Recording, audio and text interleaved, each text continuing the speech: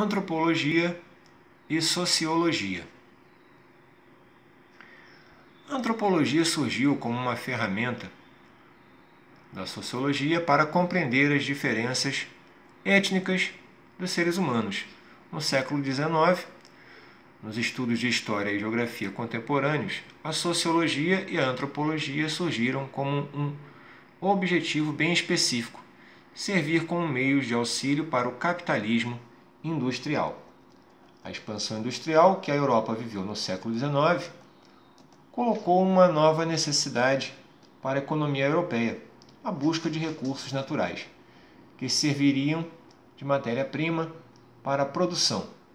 Para satisfazer tal busca, as potências europeias, em especial a Inglaterra e França e a Alemanha, iniciaram um novo processo de colonização nos países não desenvolvidos, situados na África, na Oceania e na Ásia, que possuem recursos naturais em abundância. No século XV, durante o colonialismo europeu, liderado principalmente por Portugal, Espanha e Inglaterra, as justificativas para a dominação das colônias e dos povos que lá viviam e justificativa da escravidão davam-se pela religião dos europeus. Nutriam a crença que eles deveriam colonizar territórios pagãos e levar o cristianismo a esses lugares. Por isso seria o caminho para a salvação daqueles povos. Além disso, os europeus acreditavam que havia uma predestinação divina que os permitia dominar povos que, no seu ponto de vista, eram atrasados. Muitos navegantes que participaram desse primeiro movimento de colonização escreveram relatos considerados documentos antropológicos de um período pré-científico, ou seja, de quando a antropologia não era uma ciência bem construída. No século XIX, a sociedade intelectual europeia não mais acreditava cegamente na religião, pois a ciência tinha tomado nela um lugar de destaque.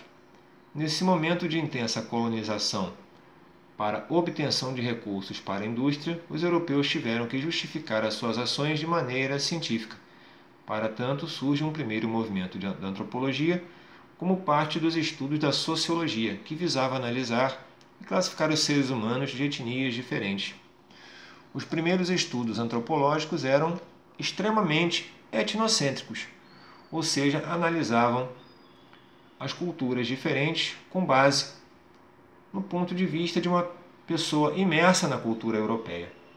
Com isso, os europeus visavam mostrar que a sua cultura e seu desenvolvimento eram superiores das demais sociedades, colocando a colonização como um movimento necessário de civilização para aquelas sociedades que, nesse ponto de vista, eram atrasadas. Assim, a antropologia surge primeiro como uma parte da sociologia e depois torna-se uma ciência humana autônoma, relacionada fortemente com a sociologia, mas com suas especificidades. Podemos dizer que a sociologia estuda a sociedade e analisa-a no tempo presente. Já a antropologia estuda o ser humano e analisa-o no passado, para entender as suas formações primitivas. Ok, pessoal. Bom, ratificando aqui o que comentamos na primeira parte deste resumo, podemos observar esta questão do estudo antropológico de uma maneira prática na formação da sociedade brasileira, onde nós teremos inicialmente 3 povos distintos, porém, historicamente, nós podemos dizer que a sociedade brasileira consiste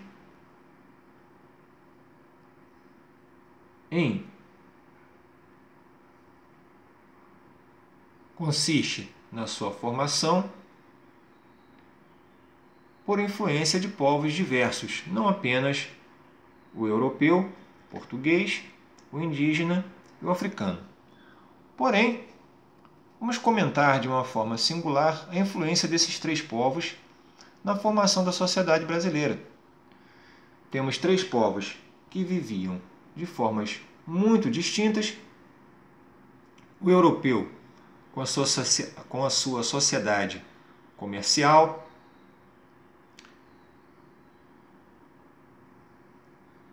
com a sua religião, com a sua forma de conduzir a sua sociedade, com a sua característica familiar muito própria.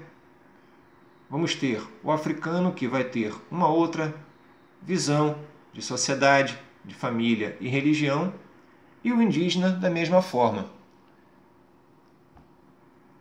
Esses três povos trarão ainda em suas características a origem em ambientes naturais diversos. Logo podemos perceber que o estudo antropológico levará em consideração todas essas vertentes: a origem desses povos, a forma de se comportar, as suas influências culturais, religiosas, familiares e sociológicas que levam em sua formação. A antropologia vai buscar compreender como essas culturas se relacionaram e se estabeleceram para a formação de uma sociedade, que no caso é a sociedade brasileira. Estamos aqui falando de um exemplo específico que é a sociedade brasileira, porém, podemos considerar esse mesmo aspecto formador de outras sociedades também. Outra característica importante que vale ressaltar é o contexto, muitas vezes, etnocêntrico, ponto de vista este que será utilizado também em estudos sociológicos. Por etnocêntrico, podemos compreender a valorização de uma cultura em relação a outra.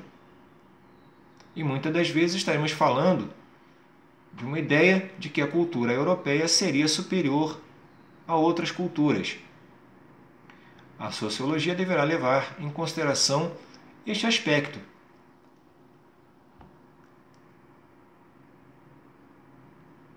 E este, na verdade, é um aspecto extremamente errôneo e extremamente tendencioso, devido ao fato de que culturas não são superiores umas às outras. São diferentes. Possuem constituições diferentes. Não se pode dizer que a sociedade europeia é mais evoluída do que sociedades indígenas e africanas, pois as duas últimas possuíam formas delineadas de conduzir a sua sociedade. Possuíam formas de se organizar econômica, social e politicamente, diferente das sociedades europeias, porém possuíam o seu modo próprio de conduzir a sua sociedade, o que em nenhum momento pode ser considerado um aspecto inferior à cultura europeia. Porém, a sociedade europeia se valerá desse aspecto para denominar sociedades inferiores e, com isso, implantar o seu sistema imperialista, seu sistema colonialista, que será uma maneira de explorar o recurso e a mão de obra dessas sociedades, das quais eles consideraram inferiores, roubando, saqueando e destruindo outras sociedades, a partir do discurso, a partir da crença de que sua cultura é superior. Esta, reiterando aqui, é uma visão etnocêntrica e eurocêntrica. Eurocêntrica, a crença de que a cultura europeia era superior à dos outros.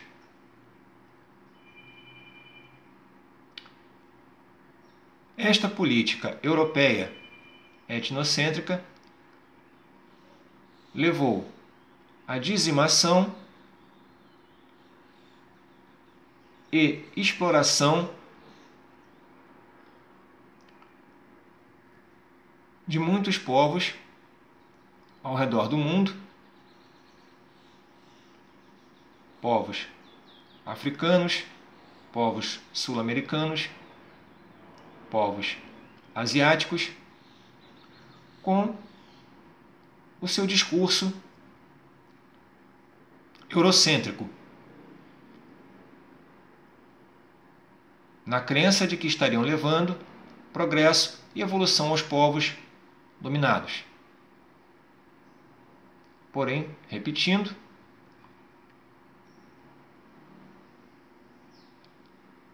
estes povos dominados por europeus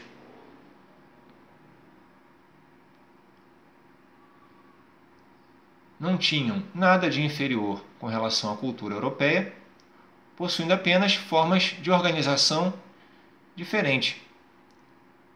E muitas vezes os povos dominados mostraram que a sua cultura,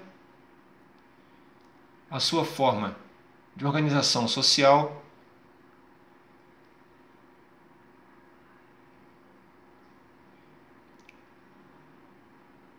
influenciariam também as sociedades europeias que os dominaram, mostrando assim a importância da sua cultura e o grande valor de suas sociedades, que jamais em tempo algum podem ser consideradas inferiores à sociedade europeia. Ok, pessoal. Terminamos aqui a nossa aula de hoje de Sociologia.